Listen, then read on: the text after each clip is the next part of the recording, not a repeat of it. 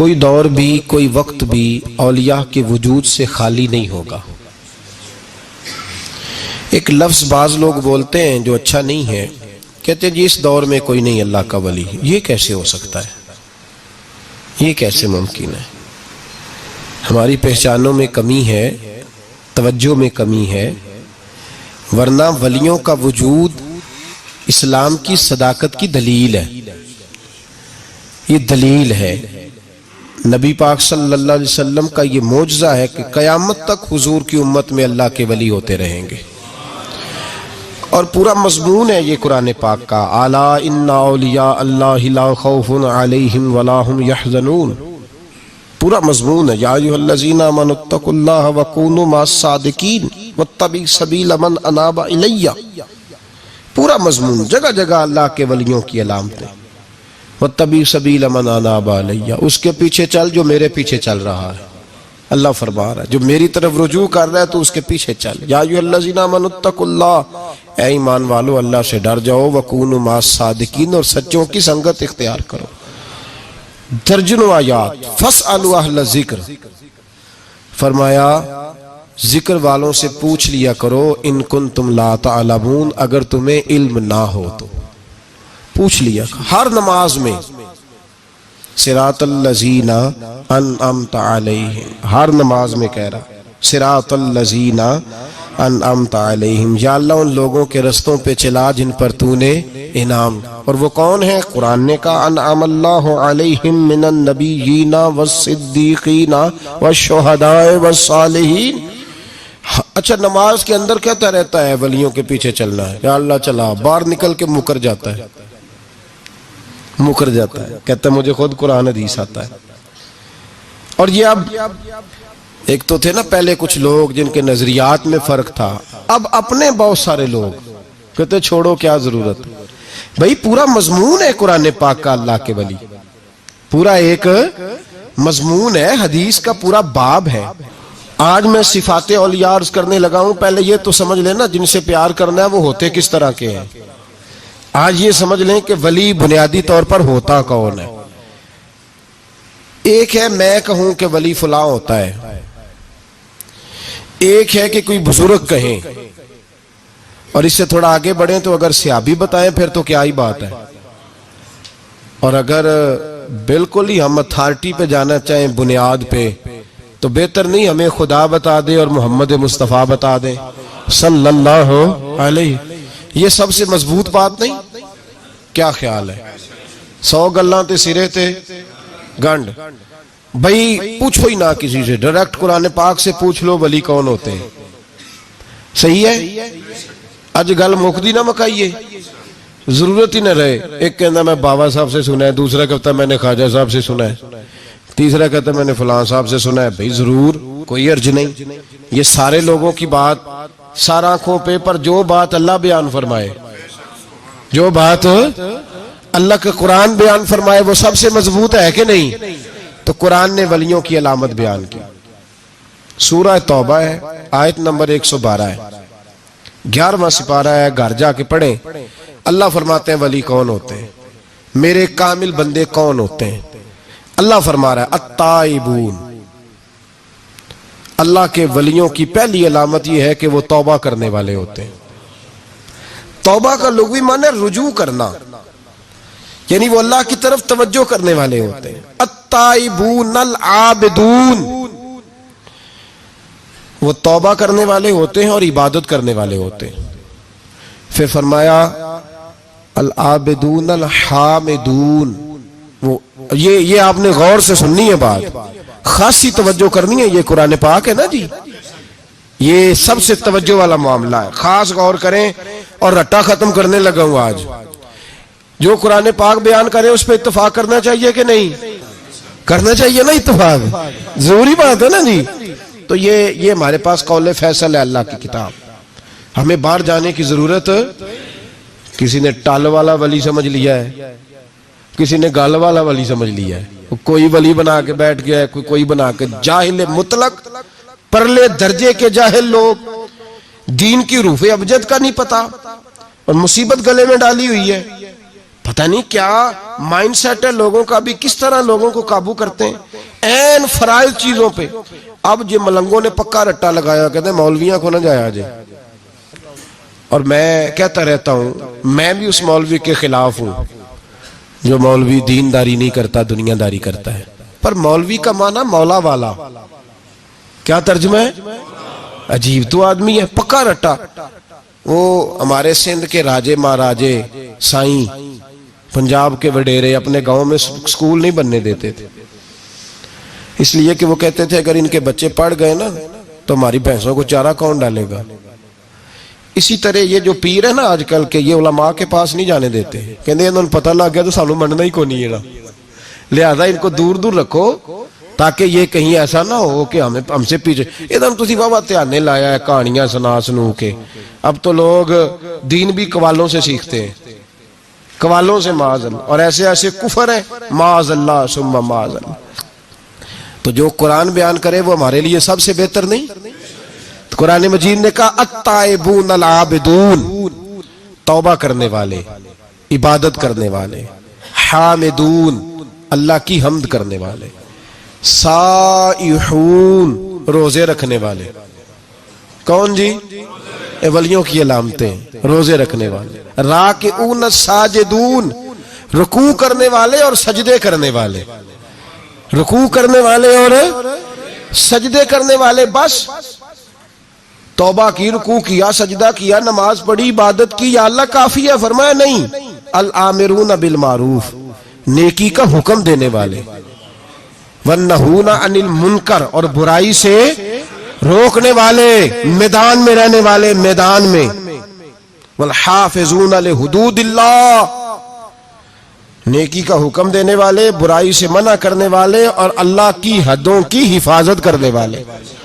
اللہ کی حدوں کی یہ علامتیں بیان کر کے کہا وبشر المومنین, محبوب اپنے ان غلاموں کو میری رضا اور جنت کی خوشخبری سنا دے. محبوب یہ جو تیرے غلام ہیں نا جن میں یہ صفتیں پائی جاتی ہیں, ان کو میری رضا اور جنت کی, یہ توبہ کرنے والے, پھر فرمایا عبادت کرنے والے, اللہ کی حمد کرنے والے, رکوع کرنے والے, سجدے کرنے والے, نیکی کا بولیے اور برائی سے من, اور اللہ کی حدوں کی. محبوب انہیں خوشخبری دو جنت کی. انہیں توبہ, ولی وہ والی توبہ نہیں کرتے جو ہم توبہ کرتے ہیں شب برات کی ساری رات استغفر اللہ, یا اللہ معاف کر دے, چیخوں کی آوازیں مسجد میں, ہر مسجد سے رونے کی آواز. پکی سچی توبہ کر کے شیخ آئے ہیں پر دکان پہ جا کے سویرے جھوٹ بولنا شروع کر دیا. یہ کون سی توبہ ہے؟ یہ مذاق ہے. ساری رات روتا رہا ہے, سویرے دفتر کھولا ہے فراڈ شروع کر دیا ہے. تم نے توبہ کی ہے؟ حد ہو گئی بھائی, یہ والی توبہ نہیں. ایک توبہ میرے نبی پاک بھی کیا کرتے تھے. بھائی توبہ تو ہے رب سے رشتہ بنانے کا نام. میرے نبی پاک بھی ایک توبہ کرتے تھے. بخاری مسلم میں حضور نے فرمایا میں ایک دن میں 100 مرتبہ استغفار کرتا ہوں. اس کا کیا مطلب تھا؟ امت کو تعلیم دینے کے لیے. یہاں تو میری طرح کے بہت سارے لوگ جب گفتگو کرتے ہیں تو لگتا ہے اپنے آپ کو بڑا پرہیزگار سمجھتا ہے. بہت سارے لوگ, کبھی کسی کو تکلیف تو نہیں دی, میں نے تو کبھی کسی کا برا نہیں چاہا. جب ہم بات کر رہے ہوتے ہیں تو صرف ہم نیک ہوتے ہیں. اللہ کے بندوں کا یہ طریقہ, ان کا یہ سٹائل نہیں, یہ طریقہ نہیں. حضرت امام احمد بن حنبل فرماتے میں غلام خریدنے گیا,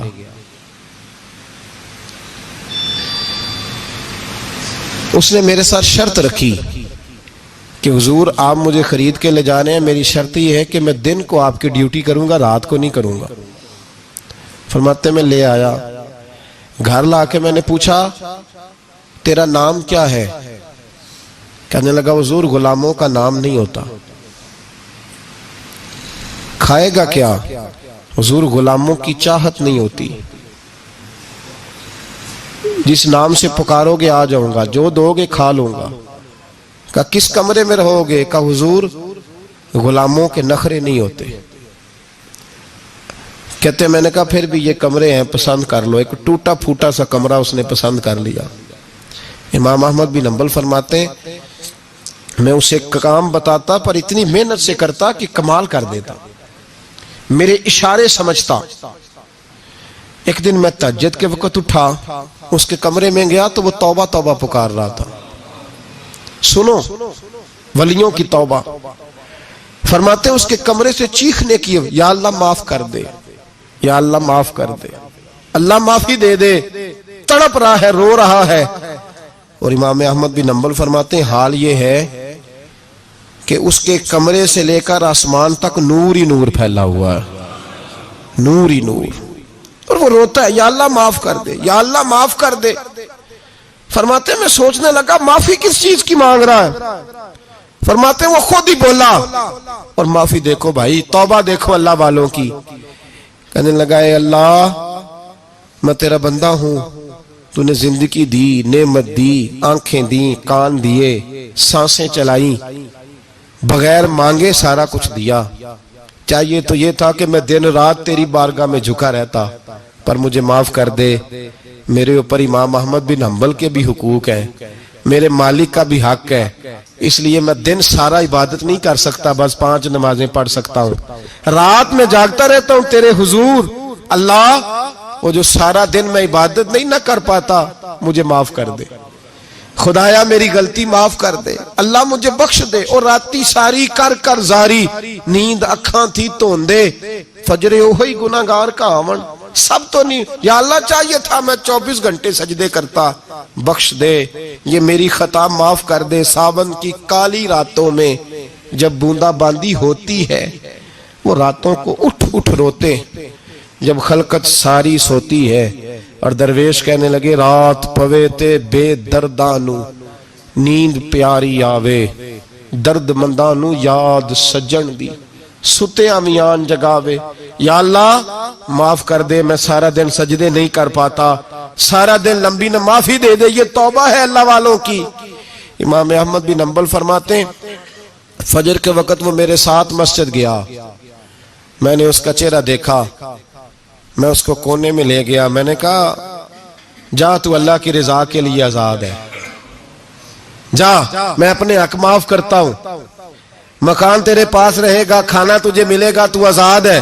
اس نے کہا حضور ہوا کیا، ہوا کیا؟ ہماری تو خواہش ہے نا کہ بندہ اس وقت ملنے آئے جب میں تسبیح پڑھ رہا ہوں، کوئی اس وقت گھر پہنچے جب میں سجدے میں ہوں، لوگوں کو پتا چلے بڑا نیک ہے، بڑا نمازی ہے۔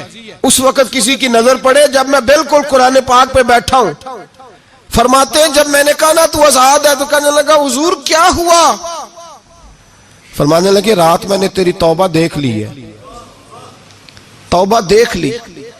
امام صاحب فرماتے ہیں وہ پھر تڑپ کے رویا، سجدے میں سر رکھا، تو نے یہ کیا عجب کیا، مجھ کو بھی فاش کر دیا، میں ہی تو ایک راز تھا سینہ کائنات میں، میں سراپا مخزن راز تھا، میں رہا تھا مدتوں راز میں، یہ تیرا شوق دید کشاں کشاں مجھے بھی کھینچ لایا مجاز میں۔ اے اللہ پردہ ہی کھول دیا ہے تو نے، یہ عبادتیں، یہ توبہ، یہ ریاضتیں، یہ تیرا میرا راز تھا، اللہ تو نے پردے ہی کھول دیے، مہربانی کر مجھے پردہ پوشی عطا فرما، اللہ معاف کر دے، مجھے پردہ پوشی عطا کر۔ حضرت امام احمد بن حنبل فرماتے ہیں سجدے میں ہی اس نے بلند آواز سے اللہ اکبر کہا، پھر وہ گرا، اس کی روح پرواز کر گئی، پرواز کر گئی، چلا گیا، رخصت ہو گیا۔ یہ عاشق کا جنازہ ہے، ذرا دھوم سے نکلے، محبوب کی گلیوں سے ذرا گھوم کے نکلے۔ او بھائی اس بات پہ بھی توبہ ہے کہ یا اللہ میں سارا دن نفل نہیں پیے، یہ اللہ کے ولیوں کی توبہ ہے، سارا کچھ کر کر آ کے نا، سارا کچھ کر کر آ کے پھر بھی معافی، ڈیوٹیاں کر کے ساری پھر بھی معافی، یا اللہ معاف کر دے، سارا دن عبادت کر کے پھر بھی کہتے اللہ بخش دے۔ وہ نیکوکار ہونے کے باوجود توبہ کرتے ہیں، یہاں گناہگار ڈٹے ہوئے، ڈٹ گئے۔ توبہ بندے کو اللہ کے قریب کر دیتی ہے۔ ہم لوگ کہتے ہیں گناہ ہوں گے تو توبہ کریں گے نا، اور ہمارے زمانے میں تو گناہگار ہے ہی نہیں، سارے نیکوکار ہیں، اللہ ماشاءاللہ۔ گناہگار ہوں گے تو توبہ کریں گے۔ کئی دفعہ نا ہمارا بھائی ناراض ہو جاتا ہے، دوست ناراض ہو جاتا ہے، تو وہ جب ناراض ہوتا ہے نا بہت زیادہ، بولتا نہیں، تو ہم پھر قریب جاتے ہیں، اس کو پوچھتے ہیں کیا بات ہے، کیوں ناراض ہے، ادھر دیکھیں میری طرف، کیوں ناراض ہے، کیا ہوا؟ وہ کہتا ہے نہیں نہیں بس چھوڑو، ہمیں نہیں پتا ہوتا، تفصیل پوچھنی پڑتی ہے، بات کرنی پڑتی ہے، پھر وہ بتاتا ہے کہ وہ جو تو نے ایک جملہ کہا تھا نا وہ تجھے نہیں کہنا چاہیے تھا۔ پھر ہمیں خیال آتا ہاں مجھ سے غلطی ہو گئی، پھر ہم کیا کرتے ہیں؟ معافی مانگتے ہیں، راضی کرتے ہیں۔ ہوتا ہے ایسے کہ نہیں ہوتا ہے نا جناب؟ تو بندے سے تو بعض اوقات ایسا معاملہ ہو جاتا ہے تجھے پتا نہیں، تو کیا اللہ کی ایسی نافرمانی نہیں ہوتا تھا جس کا تجھے پتہ ہی نہ ہو؟ اللہ کے بندے روز رات کو معافی مانگ کے سوتے تھے، روز، پتہ نہیں کوئی انجانے میں جملہ نہ نکل گیا ہو، ہر وقت ڈرے رہتے تھے، سیمر بندوں سے نہیں، کس سے؟ زور سے بولیے، ڈرے رہتے تھے یا اللہ معاف کر دے۔ ان کی طبیعتوں پہ خشیت طاری رہتی۔ ہم دلیر لوگ ہیں، توجہ نہیں کرتے عزیز بھائی، اور ہم اس وقت توجہ کرتے ہیں جب مہلت ختم ہو جاتی ہے، جب سزا کا وقت شروع ہو جاتا ہے۔ میری بات یاد رکھنا، ایک وقت تک اللہ مہلت دیتا ہے بندے کو، گناہ کرتا ہے اللہ مہلت، پھر سزا شروع ہوتی ہے، پھر بندہ اس کی پکڑ میں آتا ہے، پھر جب پیر پھسلتا ہے تو کسی جگہ اس کا ہاتھ دوبارہ نہیں پڑتا، وہ پھر پھسلتا ہی جاتا ہے۔ یاد رکھنا، ہم مہلت کے وقت توبہ نہیں کرتے، اور جب پھسل جاتے پھر ہم کہتے ہیں اوہو یہ کیا ہوا۔ دیکھو حضرت حبیب اجمی رحمت اللہ علیہ سود کا کاروبار کرتے تھے، اب تو لوگوں نے نام بدل دیا ہے نا، سود کا نام لوگوں نے پرافٹ رکھا ہے، اور بڑے بڑے حسین لوگ ہیں، اور نئے نئے ہمارے ترجمے، اور میں وہ پیسے غریبوں کو دے دیتا ہوں۔ کبھی گندے پانی سے وضو ہوا ہے؟ تو گندے رقم سے غریبوں کا بھلا کرے گا تجھے ثواب ملے گا؟ تو مذاق کر رہا ہے تو دین کے ساتھ۔ کبھی گندے پانی سے بھی وضو ہوا ہے؟ میں غریبوں کو دے، کیا مطلب ہے اس بات کا؟ نبی پاک سے زیادہ تجھے غریبوں سے پیار ہے معاذ اللہ؟ حضور نے نہیں کہا سود لے لو اور غریبوں کو دے دینا، حضور رحمت للعالمین ہے نا، تو چاہیے تھا کچھ ایک ہمیں دے کے جاتے۔ حبیب اجمی کہتے ہیں میں سود کا کاروبار کرتا تھا۔ حضرت حسن بصری کبھی کبھی مجھے ملتے تھے اور مجھے فرمایا کرتے تھے مہلت سے فائدہ اٹھاؤ، کہیں ایسا نہ ہو تیری سزا شروع ہو جائے، مہلت سے فائدہ اٹھا، اللہ نے مہلت دی ہوئی ہے، تو سمجھتا ہے میں بڑا سمارٹ ہوں، میری بڑی عقل ہے، میں کہیں الجھ نہیں رہا، میں جا رہا ہوں دھوکے دیے جا رہا ہوں تو کوئی مجھے پکڑ ہی نہیں رہا، یہ مہلت ہے، فائدہ اٹھا، ورنہ پھر جب وہ پکڑنے پہ آتا ہے ان بطش ربک لشدید، پھر اس کی پکڑ سخت ہے۔ توبہ کر لے، مہلت کے وقت توبہ کر۔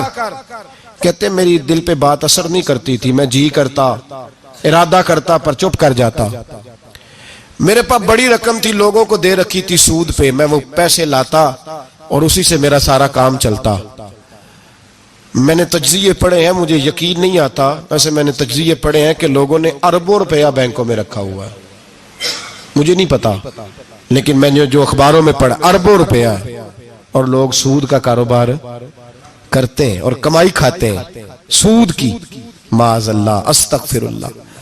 فرماتے میں نے کہا مولوی پیر صوفی بتاتے ہی رہتے ہیں، میرے پہ اثر نہیں ہوتا تھا۔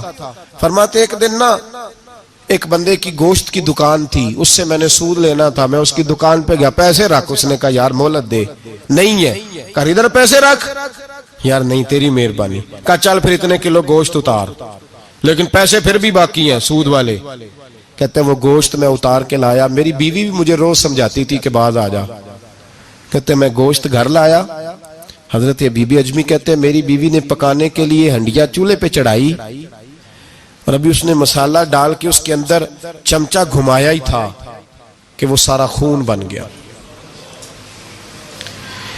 میری بیوی چلائی، کہنے لگی جلدی آ، تو بھی برتن لا، بچے بھی بلا، میں بھی بیٹھتی ہوں، یہ خون بن گیا جو تو غریبوں کا نچوڑ کے لایا تھا، آج خون پیئیں گے سارے، آ جا۔ کہتے ہیں اب میرے ذہن میں بات گونجی حضرت حسن بصری کی کہ وقت پہ توبہ کر لے، کہیں تیری سزا نہ شروع ہو جائے، مہلت کے وقت توبہ کر، کہیں سزا نہ شروع ہو جائے، آج بچ جا۔ فرماتے آواز گونجی، میں سمجھ گیا کہیں سزا تو نہیں شروع ہو گئی، میں تڑپا، بچے گود میں بٹھا کے میں کھول کے رویا. میں نے اپنی بیوی سے کہا آج کے بعد نہیں کرتا. کہنے لگی جا پھر. توبہ پہ قائم وہی رہتا ہے جو کسی ولی کے لڑ لگ جاتا ہے. تو ادھر توبہ ادھر ٹوٹ جاتی ہے. جا کسی کے ہاتھ میں ہاتھ دے تاکہ تو توبہ پہ قائم رہے, تاکہ وہ تیری بیٹری چارج کرے, تیرے ایمان کو حرارت دیتا رہے. کہتے میں نکلا گھر سے حضرت حسن بصری کے پاس توبہ کرنے. ابھی میں رستے میں تھا تو چھوٹے چھوٹے بچے کھیل رہے تھے. فرماتے ہیں بچے کھیل رہے تھے, ایک بچہ پکارا, کہنے لگا پیچھے ہٹ جاؤ, پیچھے ہٹو, بہت بڑا سود خور ہے یہ, ایسا نہ ہو اس کا سایہ ہم پہ پڑے تو ہم بھی نحوست والے ہو جائیں, پیچھے ہٹ جاؤ. کہتے ہیں ایک اور چوٹ لگی. میں نے کہا یا اللہ تیری ننھی مخلوق بھی مجھ سے نفرت کرتی ہے, یہ بھی. فرماتے ہیں حضرت حسن بصری کے پاس گیا تو قدموں پہ سر رکھ کے میں بڑا رویا. میں نے کہا میرے لیے دعا کر, عرش کا مالک مجھ سے راضی ہو جائے. سنا ہے جب آپ دعا کرتے ہیں تو بڑی جلدی سنتا ہے. پتہ سارا ہے سردار نو کیتیاں دا پردہ چپایا ہی پلا اسی. دعا کر وہ مجھ سے راضی ہو جائے. اب تو میرے بچوں کی ہنڈیا میں خون آنے لگا ہے, مہربانی کر. کہتے ہیں حضرت حسن بصری نے کہا تجھے مبارک ہو, میں دیکھ رہا ہوں تیری توبہ سچی ہے تو اللہ بھی تجھ سے راضی ہو جائے گا. میں دیکھ رہا ہوں تیرے اندر احساس, تیرے لفظ بتاتے ہیں تو کھری تو جا, اللہ بڑا مہربان ہے. کہتے تسلی دی, پیار کیا, کھری توبہ کی, بیعت ہوا, واپس آیا تو بچے وہیں کھیل رہے تھے, ابھی کھیل رہے تھے. فرماتے میں ڈرتے ڈرتے ان کے پاس سے گزرا تو ایک بچہ پکارا, کہنے لگا پیچھے ہٹ جاؤ, پیچھے. اللہ کا ولی حبیب اجمی آ رہا ہے, اللہ کا ولی حبیب آ رہا ہے. کہیں ایسا نہ ہو ہمارے پیروں سے کوئی مٹی اڑے اور ولی کے کپڑوں پہ پڑ جائے اور ہم اللہ کے ولی کے بے ادب ہو جائے. پیچھے ہٹو, رستہ دے دو. فرماتے میں اللہ اکبر کہا. میں نے کہا مالک تیرے قربان جاؤں, ابھی میں نے توبہ کی اور ابھی تو نے اپنی مخلوق کے دل میری طرف موڑ دیے. ابھی بھائی توبہ کھری سچی, مہلت کے وقت توبہ کرو. پھر جب وہ والا وقت آتا ہے نا جب سزا شروع ہو جاتی ہے پھر مشکل ہو جاتا ہے. میرے رسول پاک علیہ السلام نے فرمایا سکھوں میں دعائیں مانگا کرو, رب دکھوں میں جلدی قبول کرے گا. سکھوں میں مانگ لو, دکھوں میں جلدی قبول ہوں گی. تم صرف دکھوں میں مانگتے ہو پھر حکمت الہی کے تحت دیر ہوتی ہے. بھائی پہلی ولی کی صفت یہ ہے کہ وہ توبہ کرنے والے ہوتے ہیں.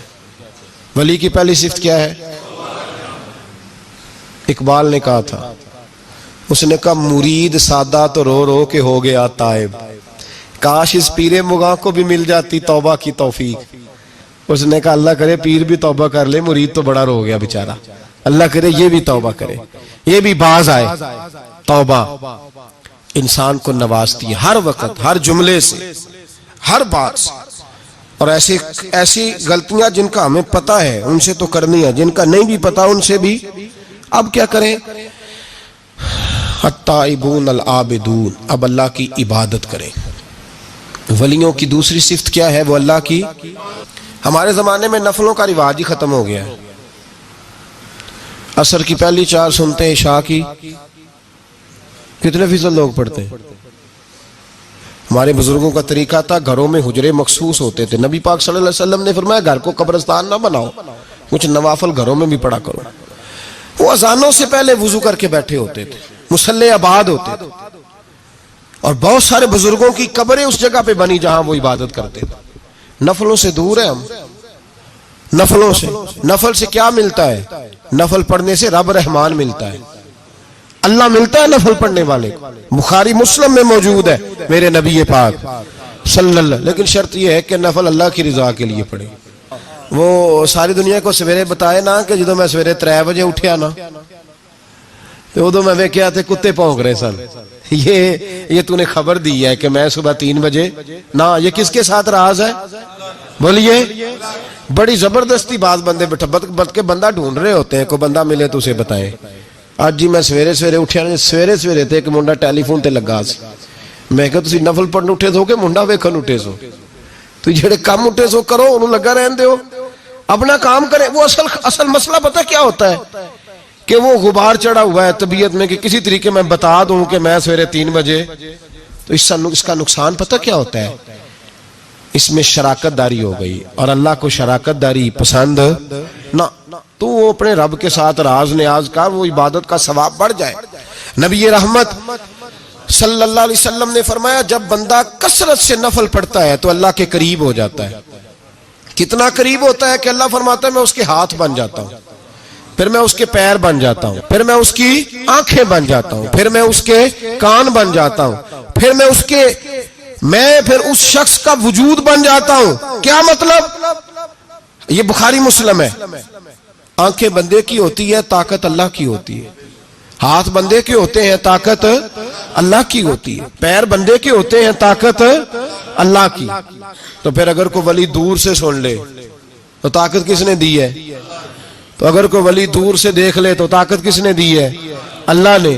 اگر کوئی ولی ہاتھ بڑھا کے کسی کی پریشانی دور کر دے تو طاقت کس نے دی؟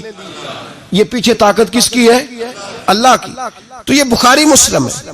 اللہ کی عبادت کریں، عبادت سے برکت آتی ہے۔ حضرت ابو ادریس خولانی رحمت اللہ علیہ حضرت معاذ بن جبل کے شاگرد تھے، تابعی بزرگ تھے۔ فرماتے ہیں کہ میں جب سے حضرت معاذ بن جبل کی صحبت میں بیٹھا نا تو برے کاروباروں سے میری طبیعت تو چاٹ ہو گئی۔ کئی کاروبار میں دیکھتا تو جھوٹ بولنا پڑتا، اس میں بڑا کچھ کرنا پڑتا، تو مجھے ڈر آتا۔ آپ فرماتے ہیں میں نے نا بڑی کوشش کی پر میری مرضی کا کام مجھے، صوفی کاہل نہیں ہوتے، سست نہیں ہوتے، جھوٹ نہیں بولتے۔ فرماتے ہیں میرے اندر طاقت تھی کہ میں حلال کما کے بچوں کو کھلاؤں پر میری مرضی کا کام نہیں ملتا تھا۔ حد ہو گئی۔ اور جب انسان نیکی کی طرف آتا ہے تو کچھ نہ کچھ آزمائشیں ضرور آتی ہیں، یہ پکی بات ہے، پکی بات۔ جب وہ غلط ملت کر رہا ہوتا ہے تو اس کو لگتا ہے سارا کچھ صحیح ہے، جب سیدھا ہوتا ہے تو بہت ساری پریشانیاں بھی ضرور آتی ہیں، یہ مزاج ہے دین کا۔ آپ فرماتے ہیں میں پریشان رہنے لگا، حالات خراب ہونے لگے، آزمائش سخت ہونے لگی، کاروبار بند ہو گیا، کام ہی کوئی نہیں ملتا تھا۔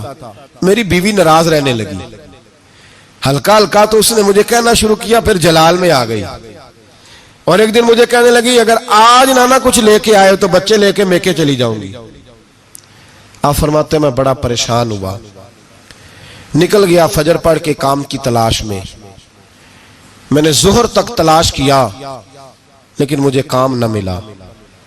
آپ فرماتے ہیں نہر فرات کے کنارے تپتی ہوئی ریت پہ میں بیٹھا تھا تو میرے دل میں خیال آیا بندوں کی مزدوری نہیں ملتی تو آج اللہ کی نہ کر لیں، آج اللہ کی مزدوری نہ کریں۔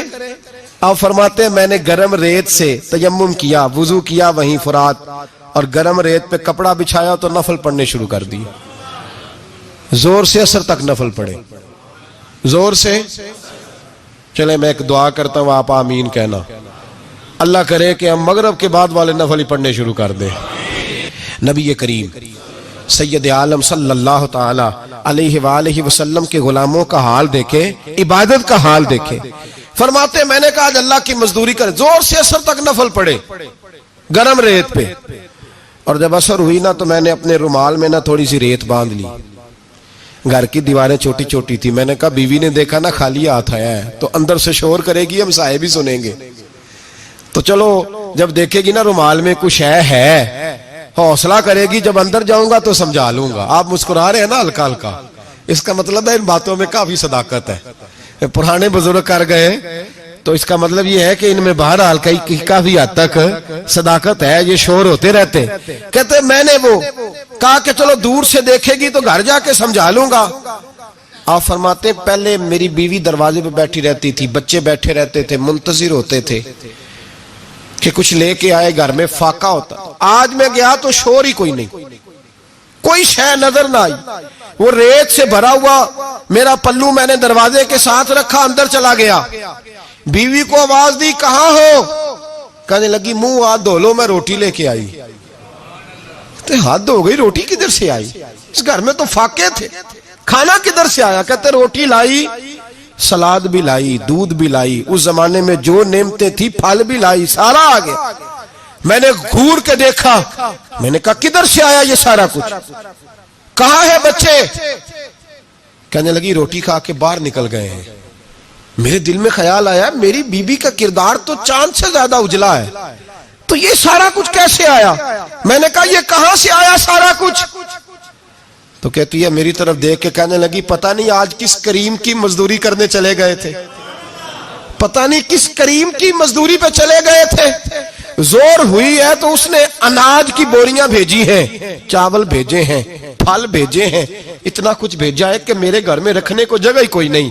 ये कहते कहते उठी और कहने लगी पहले ही बड़ा आया था, अब और क्या लाए हो?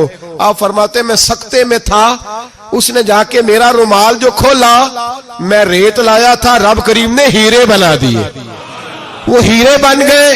आप फरमाते कहने लगी किस करीम की मजदूरी पे गए थे? फरमाते मैं उठा और कच्ची जमीन पे सर सजदे में रखा, मैंने कहा मालिक मैं सारी जिंदगी दुनिया राजी करता रहा, लोगों के दरवाजों पे खड़ा रहा, ताल्लुकात बनाकर थोड़ी सी रोजी के लिए जद्दोजहद करता रहा, धुतकारा गया, सताया गया, मौला मैं तो तेरे दरवाजे पे आज आया हूं, पूरी दिहाड़ी भी नहीं लगाई, जो स्पेशल ड्यूटी की है, अल्लाह तेरी थोड़ी मजदूरी का इतना अजर मिलता है, खुदाया तो इतना नवाजता है। फरमाया अल्लाह मैं मेहनत भी करूंगा, काम भी करूंगा, लेकिन दुनिया की मजदूरी थोड़ी करूंगा, मालिक तेरी इबादत ज्यादा करूंगा। भाई याद रखो, हम सारी जिंदगी लोग कब्रों में चले गए, मस्जिद नहीं आए, कब्रों में अलहाकुमुत तकासुर हत्ता ज़ुरतुमुल मकाबिर, कब्र में जाने का टाइम आया, लोगों की नमाजें पढ़ दी गई, पर लोगों ने नमाजें शुरू नहीं की, नमाजें पढ़ दी गई। कहीं ले जाओ, शादी का मौका है तो वो कराची जाने को तैयार है, लेकिन चंद फरलांग पे मस्जिद है, मस्जिद जाने को तैयार है। अल्लाह के वली की अलामत है, वो इबादत गुजार होता है, और जो ना नमाज पढ़े ना नमाज पढ़ाए वो जिंदीक तो हो सकता है, पीर हो सकता, मैं जिम्मेदारी से कह रहा हूं, जिंदीक तो हो सकता है पर पीर हो सकता बिल्कुल बेदीन है, बल्कि बददीन है, पीर हो सकता। इसलिए कि अल्लाह के वली की अलामत यह है कि उसके चेहरे पर इबादत की रोशनी होती है, तकवे का हुस्न होता है, तकवे का, परहेजगारी का नूर होता है। अल्लाह के बंदे तौबा करने वाले, इबादत करने वाले, रोजे रखने वाले, रुकू करने वाले, सुजूद करने वाले, ये उनका जाती फेल है। और यहां वो बस नहीं करते, अल आमिरून बिल मारूफ, अब नेकी का हुक्म देंगे, वन्नहूना अनिल मुनकर, और बुराई से जी। पीर तो किसी तहरीक में निकलते ही नहीं, बड़े बड़े गद्दियों के पीर जो है ना, बड़े बड़े, कभी आपने देखे किसी जुलूस में आते हुए जी? चले कुछ दरवेश ऐसे हैं जो अपनी तबीयत के तकाजे के मुताबिक नहीं आते, लेकिन वो उम्मत की मजलूमियत से बेखबर नहीं होते, वो एक अलग बात है कि वो इबादत गुजार है, वो वैसे ही नहीं निकलते, वो चले एक, लेकिन वो मुरीद अगर बुलाए तगड़ा तो पिशावर भी चले जाएं जी, लंदन का भी दौरा कर रहे हैं, अमेरिका भी हुआ है। सुने भाई सुने, ये कुरान में ये सिफतें कौन बयान कर रहा है वलियों की? कौन बयान कर रहा है? तो किसी मलंग की माननी है कि अल्लाह की माननी है? तो अल्लाह कह रहा है कि वली की सिफत ये है, वो नेकी का हुक्म देता है और बुराई से। पीर साहब अमेरिका चले जाते हैं, लंदन यूरोप चले जाते हैं, लेकिन किसी तहरीक में नहीं, किसी में नहीं। नमूसे रिसालत की बात आई, पीर सोए रहे, कौन थे सड़कों पे? पीर थे कि मौलवी थे कि नाथ खां थे, कवाल थे जिनको सरमाया खा गए जो सारा हमारा, ये लोग थे। तहरीक खत्म नबूवत में डंडे किसने खाए? उलमा ने। गाजी मुमताज हुसैन कादरी की तहरीक चली तो सड़कों पे कौन निकला? तहरीक खत्म नबूवत। बताओ ना किसी पीर का बयान दिखाओ मुझे जिसने कहा हो। थक गए गले, हमारी रिकॉर्डिंगें ला ला के लोग हमें सुनाते हैं, कहते हैं जनाब आपकी सख्त तकरीरें नोट हो रही हैं और सोशल मीडिया पे दूर दूर जा रही है, थोड़ी एहतियात करें। हो मैंने कहा यार किस तरह एहतियात करें, कैसे एहतियात करें? जिस कुत्ते को उसका मालिक 4 रोटियां डालता है वो सारी रात आवाजें दे दे के गुजार देता है कि मैं किसी को अंदर नहीं आने दूंगा, हमने तो सारी जिंदगी रसूलुल्लाह का खाया है। तो तेरे कहने पर ख्याल करें, तेरे कहने पर यह कैसे हो सकता है? कुत्ता नहीं कर रहा नमक हरामी और तू हमें मशवरा दे रहा है? जिन्ना तना विच इश्क न रचिया कुत्ते होना थी चंगे, और मालक देकर राखी कर दे साबर भूखे नंगे। हमसे कोई आदमी नरमी की उम्मीद ना रखे। तुम गैरत ईमानी को ललकारो, हम चुप करके बैठे रहे। खत्म नबुव्वत की बात करो, हम खामोश रहे। नामूस रिसालत की बात करो, हम खामोश रहे। दीन फरोश और होते हैं और दीन के चौकीदार और होते हैं। और अगर आओगे ना कभी मुंह डाल ले दीन के मामले में तो चौकीदार तुम्हारा मुकाबला करेंगे। اگر مار نہ سکے تو مار ضرور جائیں گے انشاءاللہ تعالی، یہ ارادہ ہے اور یہ وعدہ ہے انشاءاللہ تعالی. مار نہ سکے تو مار، ہاں یہ یاد رکھو. کوئی آدمی ہم سے کمزوری کی امید نہ کرے، جسے زندگی ہو پیاری وہ یہیں سے لوٹ جائے. میرے قافلے میں شامل کوئی کم ظرف نہیں ہے. حضرت بایزید بسطامی رحمت اللہ، ایک بچہ تپلا سرنگی بجا رہا تھا، حضرت گزرے، اس کے ہاتھ میں بانسریہ بھی تھی. فرمانے لگے بند کر،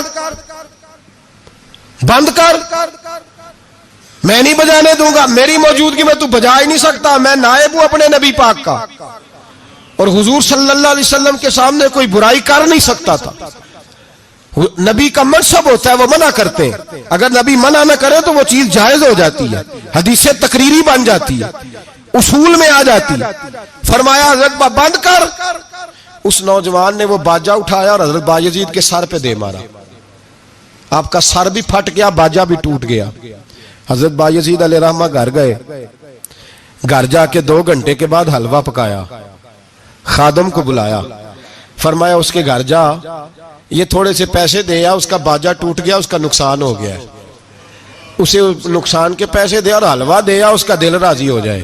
اور ساتھ اسے یہ کہہ دینا کہ حضرت بایزید بسطامی کہہ رہے تھے حلوہ بھی کھا لے، پیسے بھی رکھ لے، پر دوبارہ باجا خرید کے بجانا نا، اگر دوبارہ بجایا تو میں پھر منع کروں گا، میں تجھے روکوں گا، میں ہوکا دیتا رہوں گا، میں اعلان کرتا رہوں گا، میں دین کے معاملے میں بات کروں گا، میں روکوں گا، میں باز. ایک درویش تھے حضرت امام اعظم کے شاگرد، بادشاہ تپلا سرنگی بجا رہا تھا، بادشاہ تو پہنچ گئے. بادشاہ کے اٹھا کے نا وہ تپلا سرنگی تو زور سے مارا، زمین پہ ٹوٹ گیا سارا کچھ. بادشاہ نے شیر رکھا ہوا تھا، شام کا وقت تک کہنے لگا اس مولوی کو پکڑو پنجرے میں ڈالو تاکہ شیر کھا جائے. اٹھایا، بابا جی کو پنجرے میں ڈال دیا. ساری رات تپلا سرنگی بجتا رہا. سویرے فجر کا وقت ہوا تو اٹھے گویے جانے لگے. تو بادشاہ کہنے لگا پتہ کرو بابے کے جوتے شوتے کپڑے کپڑے جو بچے باہر نکال لو. لوگ کہتے ہیں ہم گئے، جب پہنچے نا شیر کے جنگلے میں تو بابا جی فجر کی نماز پڑھ رہے تھے اور شیر ان کے پیر چاٹ رہا تھا. فرماتے ہیں پیر چاٹ رہا تھا تو باہر نکلے تو بادشاہ بھی پریشان، سارے لوگ پریشان، یہ کیا ہوا؟ کہنے لگے بابا تجھے شیر نے کاٹا نہیں، کھایا نہیں، اور تو اتنے اطمینان سے نماز پڑھ رہا، تجھے خیال نہیں آیا؟ بابا جی کہنے لگے ہاں خیال آتا رہا ہے، ساری رات پریشان رہا ہوں. ساری رات کا کس بات کا خیال؟ فرمانے لگے خیال یہ آتا رہا کہ میں نے پڑھنے ہوتے ہیں ساری رات نفل، تو میں نے نفلوں کی نیت باندھی تو شیر میرے پیر چاٹنے لگا، تو اس کا جھوٹا ناپاک ہوتا ہے. بس ساری رات اسی ٹینشن میں گزر گئی ہے کہ پتہ نہیں میری نماز ہوئی ہے کہ نہیں ہوئی. یہی سوچتا رہا ہوں ساری رات کہ پتہ نہیں نماز ہوئی کہ نہیں ہوئی. بادشاہ کانپنے لگا، کہنے لگا بابا تو ڈرا نہیں، شیر نے کاٹا نہیں؟ تو آپ فرمانے لگے تو جب کسی کو سفیر بھیجتا ہے تو تیرے سفیر کو کوئی قتل کرتا ہے؟ کوئی بادشاہ پکڑ کے مارتا ہے؟ کہا نہیں. فرمایا کیوں؟ کہنے لگا اسے پتا ہے بادشاہ کا نمائندہ ہے. آپ فرمانے لگے بادشاہوں کے نمائندے تگڑے ہوتے ہیں، میں تو رب کریم کا دوست ہوں، تو جس رب کریم کے دین کے لیے میں نکلا ہوا مجھے لوارل چھوڑ دے گا، میری پرواہ نہیں کرے گا؟ میں خبردار، آج کے بعد اگر تو نے غیر شرعی حرکت کی تو پھر تجھے ٹوکوں گا، پھر تجھے روکوں گا، پھر تجھے منع کروں. اللہ کے ولی میدان عمل میں رہتے ہیں، وہ ناجائز چیز سے روکتے ہیں. یہ پتہ ہے زیادہ مجمع کیوں لگتے ہیں، زیادہ درباروں پہ رش کب پڑتا ہے؟ اس وقت پڑتا ہے جب جو آتا ہے نا اس کو جی کہا جاتا ہے لنگر، بس تیرا کام ہو جائے گا، تیری شفا ہو گئی، تیرا بیٹا ہو گیا، تو رش ہو جاتا ہے. جو آنے والے کو کہے نا پہلے نمازیں پر 5، داڑھی رکھ، دین سیکھ، اللہ اللہ کر، وہاں رش نہیں ہوتا. کہتے پیر صاحب کی تو کرامت ہی کوئی نہیں، تو مولوی ہیں تو سیدھی سیدھی نمازیں پڑھا رہے ہیں. رسول پاک سید عالم صلی اللہ علیہ وسلم کے دین کا نمائندہ ہوتا ہے اللہ کا ولی، وہ ساری زندگی اللہ کی حدود کے قیام کے لیے جدوجہد کرتا ہے. امام احمد بن حنبل نے جیل کاٹی ہے، امام احمد بن حنبل نے جیل کاٹی.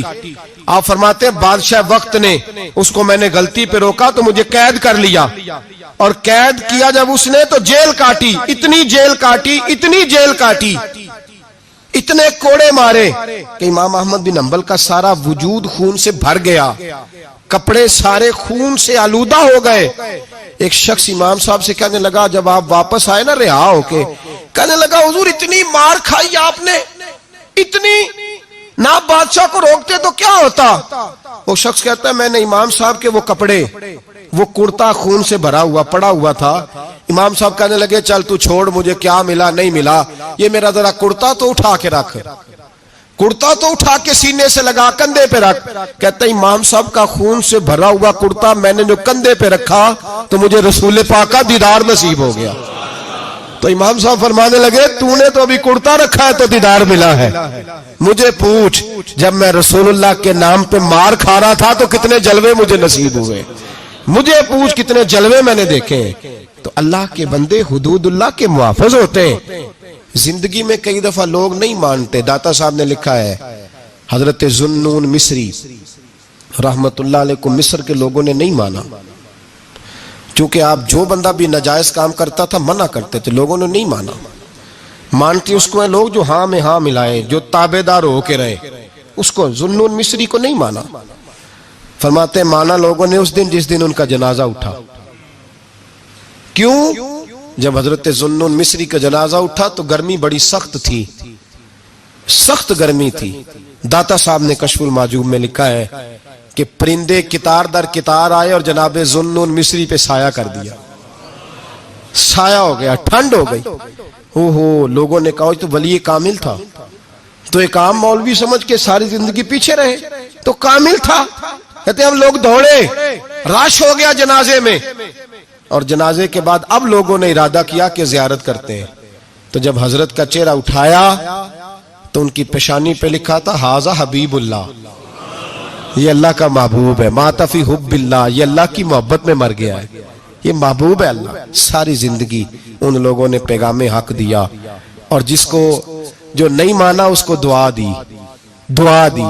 حضرت ذوالنون مصری کے بارے میں داتا صاحب نے لکھا ہے کہ آپ راوی میں دریا میں جا رہے تھے، کسی جگہ بھی آپ کسی سمندر میں دریا میں آپ جا رہے تھے، تو آپ فرماتے ہیں کہ کشتی میں بیٹھے تھے تو سر پہ نا آپ نے سارے بال منڈوائے تھے، ٹینڈ کرائی تھی، پگڑی باندھی تھی، تو کچھ نوجوان وہاں سے گزرے حضرت ذوالنون مصری کے پاس ہے، تو انہوں نے بابا جی کی ٹینڈ کا مذاق اڑایا، مذاق اڑایا، وہ دیکھو ٹینڈ کیسی ہے بابا جی، اور پھر بچے تالیاں بجانے لگے، ہنسنے لگے، پھپتیاں کسنے لگے۔ اللہ اکبر، بڑا مزہ آتا ہے دین کے لیے تانا سننے میں، لطف آتا ہے، ٹھنڈ پڑ جاتی ہے انسان۔ انہوں نے مذاق اڑایا تو کشتی قریب سے گزر گئی، آپ کے مرید ناراض ہوئے، کہنے لگے حضور یہ بدتمیز ہے، نالائق ہے، ان کے لیے بد دعا کریں یہ غرق ہو جائے۔ فرمانے لگے یار جانے دو، کہا حضور نہیں کریں دعا، میں جانے دو، کہا حضور کریں دعا، تو دعا سنو اللہ کے بندے کی۔ کہنے لگے اے اللہ جس طرح دنیا میں یہ ہنس رہے ہیں انہیں قیامت میں بھی ہنستا ہی رکھنا، انہیں قیامت میں بھی ہنستا ہی رکھنا۔ یہ دعا کیا دی، وہ بچے کشتی موڑ کے واپس آئے، پچ ہو گیا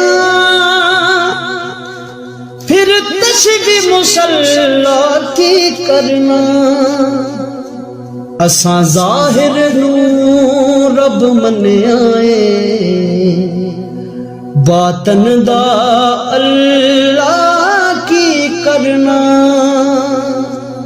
اساں ظاہر نو رب من آئے، باطن دا اللہ کی کرنا۔